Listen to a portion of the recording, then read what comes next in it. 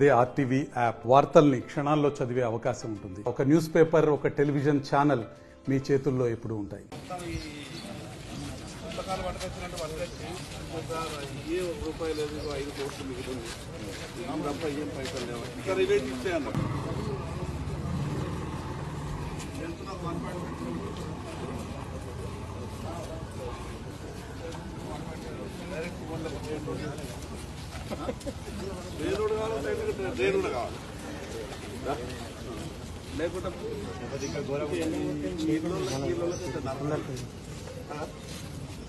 ఇంతకీళ్ళు బయటకు వెళ్ళాలంటే వాళ్ళకు మనం ఇస్తారు.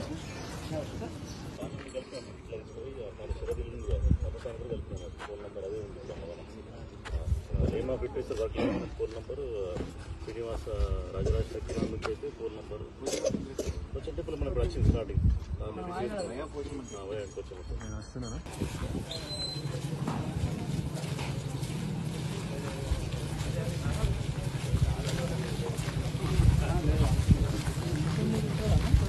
డ్రైనేజ్ ఇంటర్నల్ సీసీగా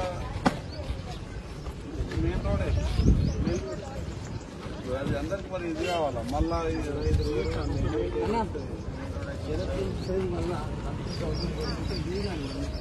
ఆదిలాబాద్ మున్సిపాలిటీ వార్డులో ఉన్నటువంటి పరిస్థితిని అంతా కూడా ఒకసారి పరిశీలించాలని, రోడ్లు లేక డ్రైనేజ్ లేక కొత్తగా గ్రామ పంచాయతీ నుండి మున్సిపాలిటీలో కలిసినటువంటి వార్డులు నిధులు లేక అభివృద్ధికి దూరంగా ఉన్నటువంటి ఈ పరిస్థితిని స్వయంగా వార్డులతో తిరిగి ఒకసారి అంచనా వేసి మున్సిపల్ కమిషనర్ గారు, అదేవిధంగా ఈ గారు, స్థానికంగా ఉన్నటువంటి కౌన్సిలర్, అదేవిధంగా మిగతా వాళ్ళందరితో కూడా ఇక్కడ ఉన్నటువంటి సమస్యల్ని ఒక్కొక్క వార్డు నుంచి తెలుసుకోవాలన్న ఒక ప్రయత్నంతోనే ఈ యొక్క 170 వార్డులో ఇక్కడ ఉన్నటువంటి రోడ్ల పరిస్థితి ఇదంతా కూడా చూసే ప్రయత్నం చేశాం.